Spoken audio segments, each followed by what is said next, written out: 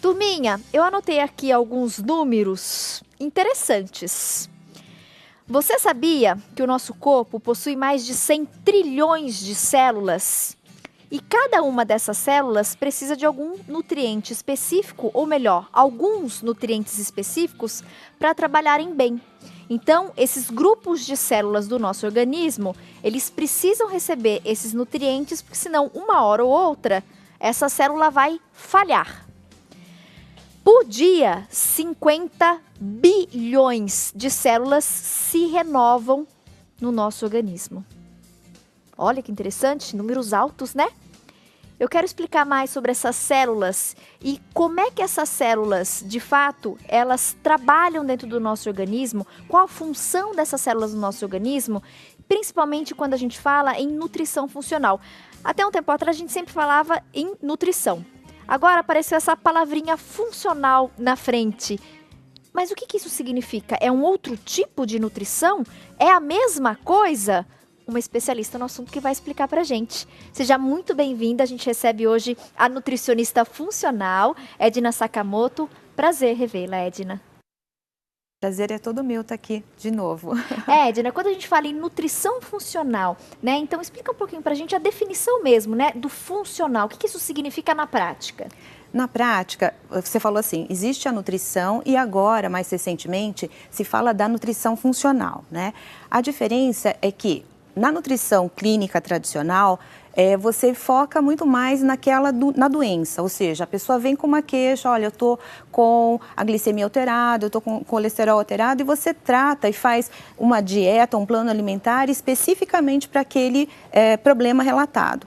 Na nutrição funcional, ao contrário, a gente entende que a pessoa é um todo. Então, é o que você falou, nós somos 100 trilhões de células que estão constantemente, diariamente se renovando. E muitas vezes esse desequilíbrio se dá por conta de uma carência, uma deficiência nutricional, né? E a nutrição funcional justamente trata desses aspectos, de entender todas essas inter-relações bioquímicas, considerando também, Tati, que cada indivíduo é único, né? Então, a minha bagagem genética é diferente da sua, o meu estilo de vida é diferente do seu e, consequentemente, eu preciso, então, ter uma orientação nutricional direcionada para as minhas necessidades. E isso a gente faz no consultório através de uma avaliação, uma anamnese alimentar, onde a gente avalia sintomas sinais e sintomas para nos guiar, né, nessa orientação individualizada.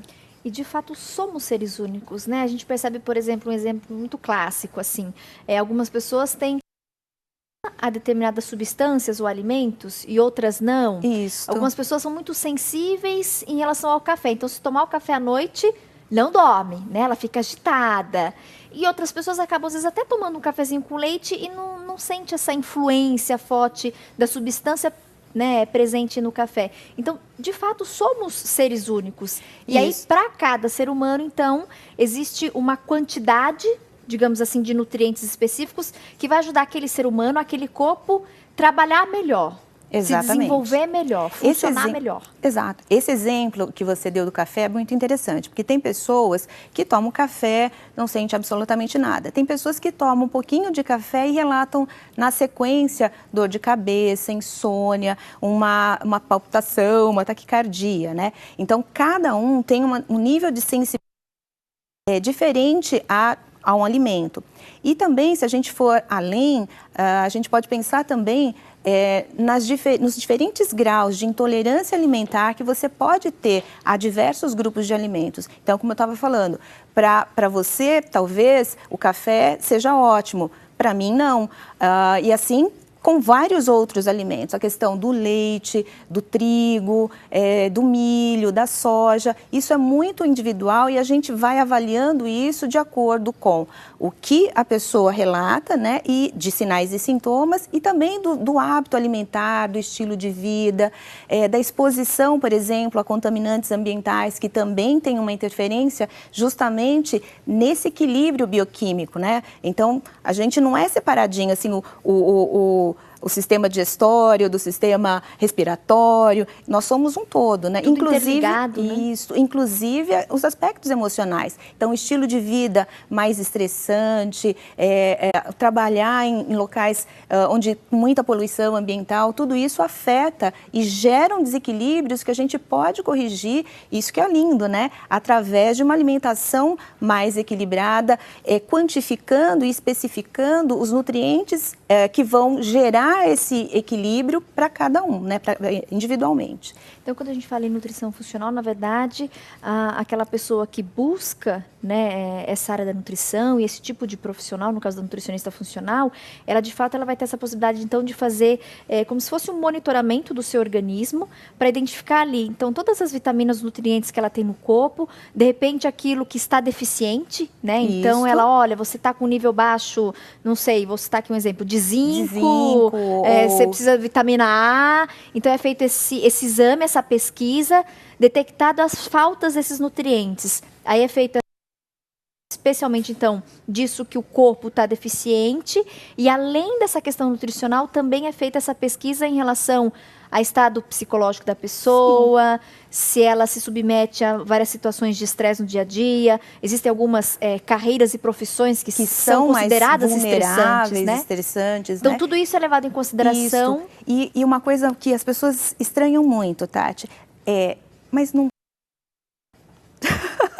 Então, essa é uma questão, assim, que as pessoas falam, mas quantas calorias tem esse plano, né? Então, o que a gente diz? Que muitas vezes não é só contar calorias, fazer a continha dos pontos para ver se, olha, eu tenho que gastar mais, comer menos. Claro, na nutrição funcional, a gente diz o seguinte, que o alimento, ele também é caloria, mas não é só isso. Então, muitas vezes, você inclui num plano alimentar alimentos muito calóricos, né? Teoricamente não, na prática. Por exemplo, as castanhas, o abacate, o avocado, que as pessoas até têm medo de comer pelo alto teor de gordura.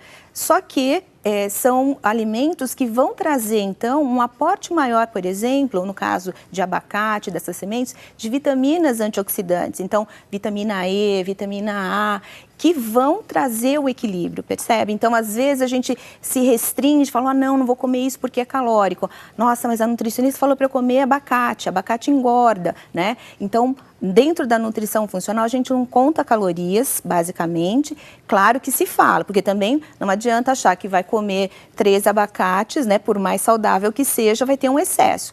Mas não tem essa rigidez em relação a porcionamento ou a quantidade de calorias que você ingere. E o mais bacana é que quando você corrige o aporte de nutrientes, mesmo que você use esses alimentos mais calóricos, você tem um equilíbrio e esse equilíbrio muitas vezes se traduz então numa perda de peso, né, que a pessoa luta, olha, eu estou tentando emagrecer e não consigo. Você avalia o hábito alimentar, o estilo de vida, ajusta isso para aquela pessoa e ela começa então a ter melhoras que inicialmente ela nem relacionava, que ela queria perder peso, mas ela percebeu que a pele melhorou, não tem mais acne, o intestino está funcionando direitinho. Porque, na verdade, se oferece para aquele organismo, ou melhor, você passa a oferecer para aquele organismo o que ele está em falta. Exatamente. Né? O que estava em desequilíbrio. Exatamente. E aí você consegue que o corpo funcione melhor porque você está levando aquelas substâncias para a célula. Exato. Né? Porque não é só ingerir,